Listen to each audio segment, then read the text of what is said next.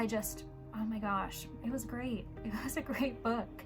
I don't want to provide any spoilers because I do just want to talk about how great it is without having to go into detail unless people want to, but I also don't want to provide spoilers for those who haven't read it and don't really understand the complexities and they want to go in a bit blind, because I went in blind. I'm not gonna lie, I had zero knowledge of what this book was about, and maybe I've given you too much information.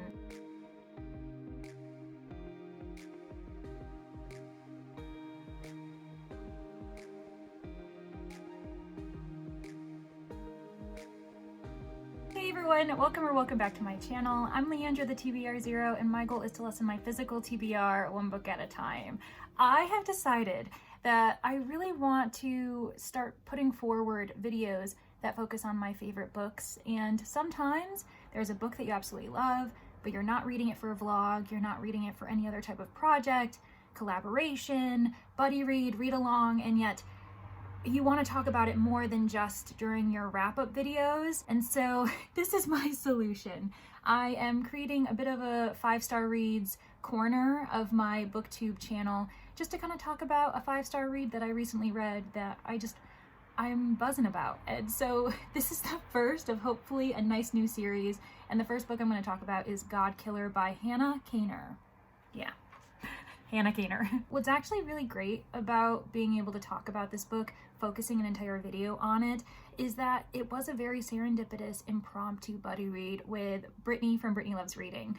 Both she and I are participating in Battle of the Girl Bands, which is a month-long readathon in February hosted by Rainy Blue Reads, and there are a handful of prompts, including a handful of co-host favorites. And this specific book, Godkiller, was the host favorite of Julie from Keep Calm with Coffee and Books.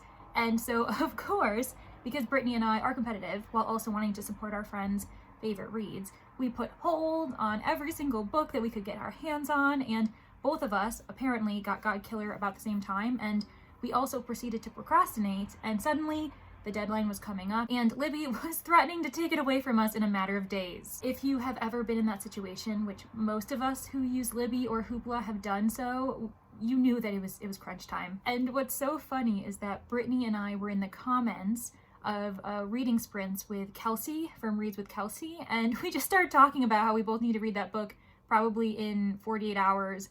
And Brittany was like, should we just buddy read this together for motivation? And that's how it started. And I'm not joking. We read it in a little over 48 hours, and the best decision ever. You would think and probably be worried about the fact that we're reading it so quickly. Are we going to be able to process it, thoroughly enjoy it, feel as though the time on the clock counting down would put pressure on us and force us to read it faster than we want to, and maybe we start focusing on the pressure to read it quickly than actually just the enjoyment of the story. But honestly, Brittany and I were loving it from the beginning, and I do think that what helped allow us to read it as quickly as we did without feeling any type of regret was that we were talking thoroughly back and forth to each other, sending each other voice messages that ranged from 5 to 10 minutes. And also, this was technically not my first buddy read with Brittany. She and I do Ice Planet Barbarian sprints typically every other month. This 2024 season, we've kind of delayed it and we're not starting until March, but we have buddy read in the past, and actually very quickly in the past. This might be our thing, reading books very quickly together, because on Ice Planet Barbarian sprints, we typically read 1 to 2 Ice Planet Barbarian books in the series in one day. We just have a day of sprints where we read it at the same pace and get those books done. So maybe reading Godkiller in like 2 days just made sense for us. I was also very relieved because the last time we tried to read a book together, it didn't work for either of us. We tried to read Kill the Farm Boy by Delilah S. Dawson and Kevin Hearn, and it wasn't our vibe. Neither of us really enjoyed it, and we quickly DNF'd it like after the first day of trying it. And so I really didn't want us to like linger on that bad note. So it was perfect. So yeah, thanks Hannah Kaner for making such a great book. I have found a trend as far as like my 5-star reads goes, that every other book I've read that I've given 5 stars this year, which is 3 other ones, I want to say, if I'm remembering correctly, that Godkiller is my 4th 5-star read of the year. All 3 others are 4 vlog projects, so you will see me reading them, talking about them, giving them 5 stars. And yeah, I kind of realized that Godkiller isn't going to get that stage. I didn't even talk about Godkiller in my TBR video because I didn't know I was going to be reading it in February. So I had to make this video. I had to. But anyway, enough about the backstory of why I read it, how I read it, and with whom I read it. Let's actually talk about Godkiller. Godkiller was arguably a pretty highly anticipated read for a lot of booktubers. It came out January 2023, so about a year ago at this point, and it's the first in a new trilogy called the Fallen God series, obviously by Hannah Kaner, and it was actually her debut novel. Now, this book didn't get much discussions as far as on like review sites, on BookTube. The first time I heard of it was actually in December of 2022, approximately. I remember G from Book Roast was talking about it as one of her most anticipated reads, and I don't remember if G ended up ever reading it or not. But recently, in the last few months, I know that some people had been kind of throwing around the idea that it wasn't that great of a book. There were discussions of how they'd heard bad reviews about it, or some of the more influential booktubers who tried it early on when it was published. It wasn't their style for whatever reason, and of course, for various reasons, that leads people to kind of decide before they even try it if they should read it or not. And it's not these other booktubers' fault. If the book wasn't for them, then their reviews, their viewpoints, their criticisms very much matter and are valued in the community. But I am really glad I decided to take a chance on it because obviously for me, it ended up being a 5-star read. This book is labeled as high fantasy, as LGBT plus rep, which we love. It also weirdly though, at least on Goodreads, was labeled as a young adult novel. This is not young adult, I am telling you right now. In fact, I was talking to Brittany and Julie about it just yesterday on Brittany's Sprints, and Julie made a really good point, and we'll get to that. There is literally not one young adult character in this book.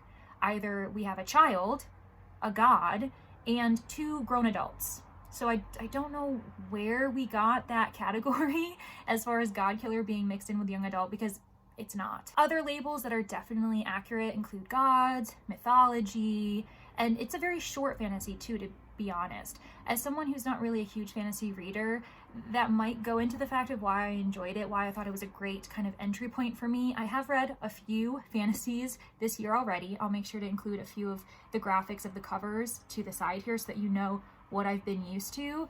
And I would say that this one is nothing like the other fantasies that I read, and I had a really great time. So if you're someone who isn't a big fantasy reader, but you want to delve into the genre, I really enjoyed it. On that note, as someone who doesn't read fantasy very often, I would not be against giving me recommendations, whether it's based off of Godkiller, my thoughts on Godkiller, or any of the other fantasy that I've shown you, because I really want to get into it, but it's a scary genre to get into when you have no idea what you're doing. So yeah, I'd really appreciate that. Thanks guys. And I did immersive read it. That's important to know. I had the audiobook while also having the ebook, and it was such a good time. The audiobook narrator is excellent, and I will be looking out for them in future audiobook read-alongs because I really like this person's voice. Other elements that I really loved about this book, just on face value, include the various representations that we get. So as mentioned, it does fit LGBT plus rep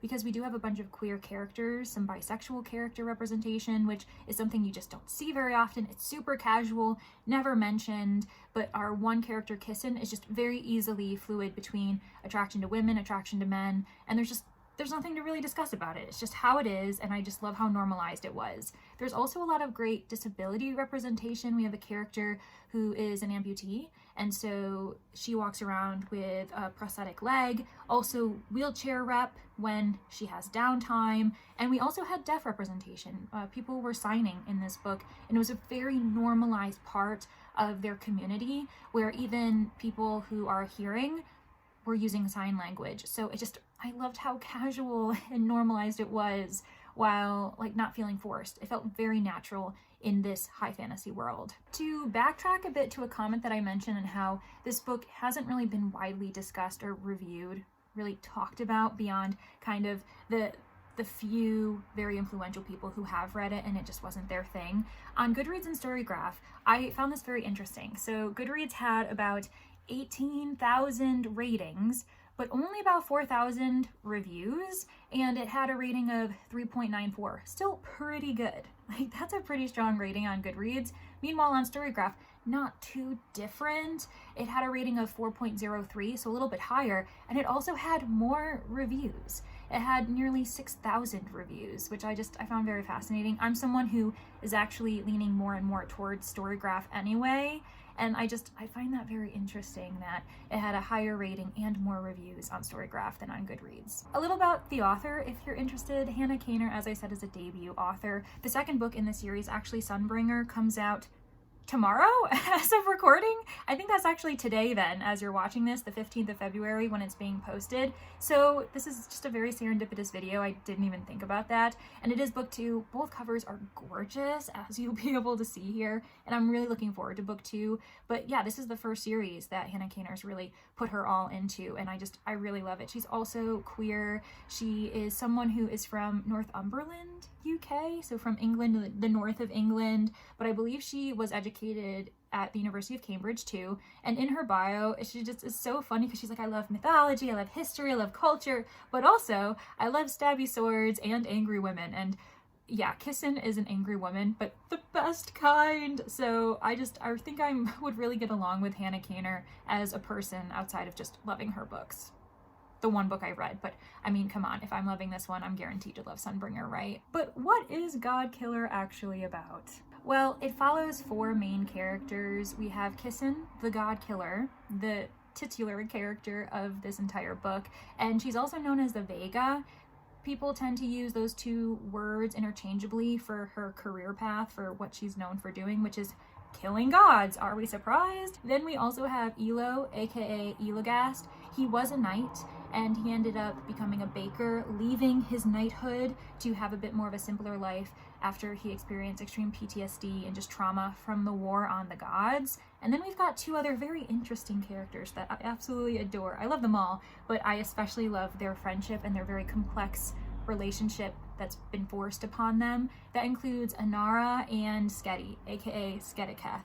So Inara is a young child. She's the daughter of a highborn woman, and she is kind of like a lord, duchess to be. Her mom is in power.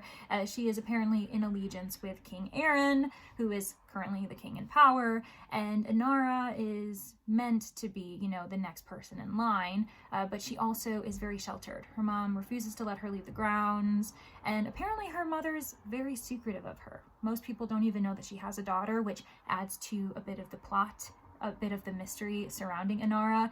And 5 years earlier, Inara suddenly found herself never alone. She is bound to Skedi, or more so, Skedi is bound to her.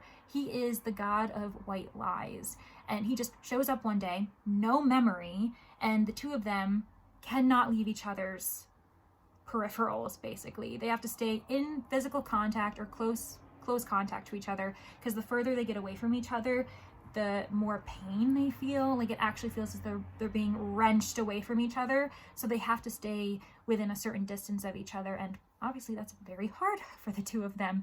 And that's what leads them to eventually asking Kissin for help, the Godkiller, because they're like, who else would better understand their situation than someone who has dealt with the gods in, not an ideal way. It's not great for a god like Skedi to be like, yeah, let's hang out with a Godkiller. It's not like she's gonna try and kill me or anything. It obviously lends itself to some issues that they all have to work out, but I am getting ahead of myself.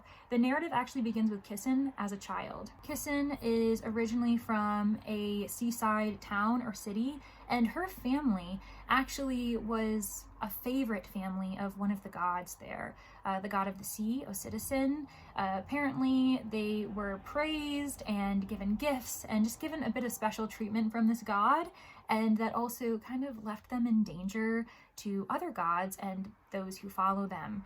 One night, Kissin awakens and realizes that her entire family has been taken, bound within their own home, and they're about to become sacrifices by their community, by community members that they know, that Kissin has grown up with, basically to sacrifice them to the god of fire, Haseth. because we are in basically a war among gods, and there are two types of gods, which I absolutely adore. There's the wild gods, aka the oldest gods, those who are of, ancient times with different needs when humans needed different things. It was a bit more basic, a bit more wild and dangerous and violent. And then there are the new gods that, in my opinion, seem a bit more practical, a bit more kind of luxurious to an extent. So for instance, one example of a wild god is the god of fire, right? But then we also have the god of safe haven that was apparently a new god. And it's very interesting to imagine Hannah Kaner deciding what need humans had to create this kind of god, or at least help them rise to power, and how with society changing, new gods arrive. And it's just, I don't know, it's very interesting to kind of compare what god was deemed a new god and what god was deemed a wild god. Back to Kissen and her family, she ends up being the only person who survives the sacrifice. Her father pulls her out of the wreckage. Her leg is badly injured. She is close to death. He ends up helping to sever that leg away to lead to her being an amputee, and then he brings her to a citizen, to the water's edge, and asks this god to provide one last gift, to take her father's life in place of saving her. And that's where we leave off this very dramatic, horrific, sad scene.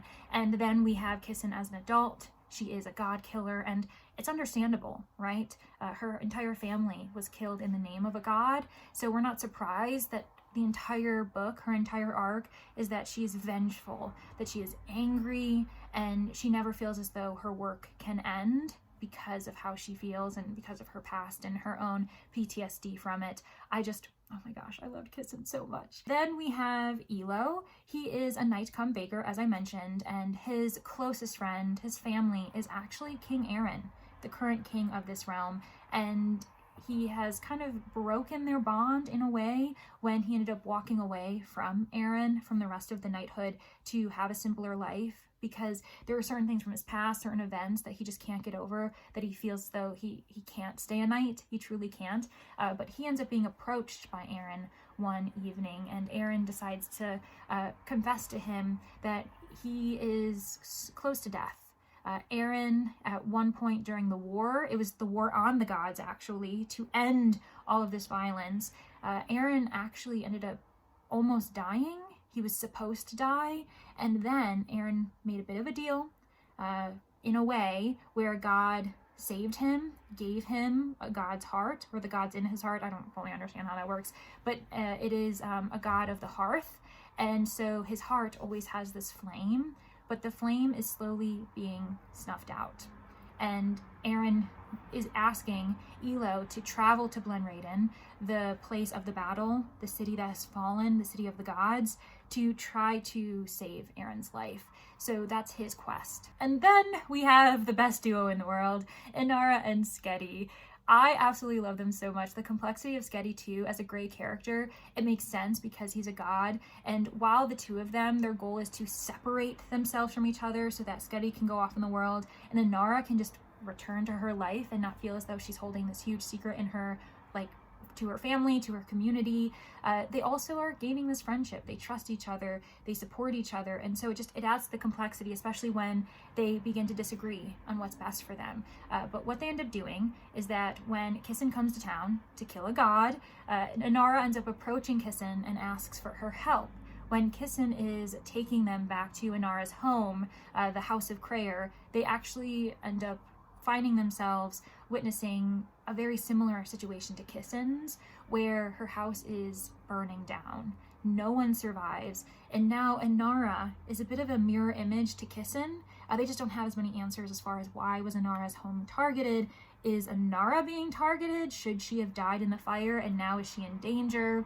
Especially involving her being bound to a god. Like, you're not meant to be praying to gods, you're not meant to be in allegiance or support of them. That is illegal, and so her being bound to one and also being a part of a house that is allied with the king, it would not look good for her. But now she's an orphan, and Kissen has to take her as her charge, and they have to figure out how to unbind her to this god. And Where do they have to go? Rereads, the city of the gods, the city of destruction, where the war was the worst. And now it's just a ruins where there used to be millions of different shrines, and they've mostly been destroyed, and there's just, the road there is very dangerous too, to have a pilgrimage. And so all of these characters, naturally, they have to go to the same place. They've got to go to Rereads, and they cross paths, and it leads to additional conflicts as they're trying to figure out each other's motivations. Can they trust each other? It's a wild ride, and I loved it.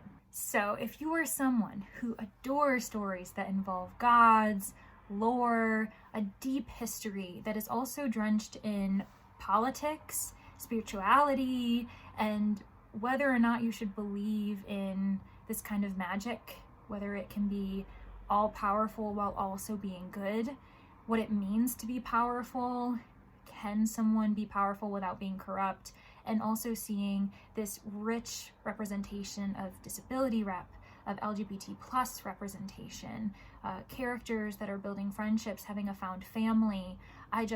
Oh my gosh, it was great. It was a great book. I just can't gush enough about how well plotted this narrative is. Everything clicks into place at the perfect time. There's nothing that feels like a plot hole that I'm confused about. Every single step that the characters make makes sense to me. I'm like, yes, it would make sense that they would react this way, that this society would be built upon these values, these ideologies. I'm so impressed. I loved it. I didn't question anything, and none of the characters really frustrated me. I just understood what they were going through and why they were taking the actions they took. And so many themes, so many important symbols or ideas come full circle in the end that it fit perfectly. The ending is extremely climactic in the best way, and I'm so ready. I feel ready for book 2 because of how Hannah Kaner set us up for it. So, but yeah, I'm really looking forward to book 2. I can't wait to read Sunbringer as soon as I can. I'm gonna see if I can wait, if I can hold off and get a library copy. But I do want to own these books. I definitely want to own Godkiller. I really want to own a hardback version, but it seems as though in the US, they only have paperbacks available, and I don't understand that. But anyway, Sunbringer comes out February 15th, 2024 in the United States, and I'm buzzing for it. So yahoo! Happy publication day to Sunbringer! And those are my thoughts on a 5-star read that I just didn't think I'd have any other reason or way to discuss it. Thanks so much for being here, whether you've read the book or you haven't, whether you loved the book or you didn't. I really just love spreading book joy, so I appreciate you sitting here and letting me flood it into your own life with a book that you may or may not have even heard of. With that said, if you want to let me know what your most recent 5-star read was, that would be great, because I always want to add to my own list of anticipated books, and I really hope to see you in the next one, and that means you might want to subscribe if you're interested. So yeah, thanks everyone. Bye!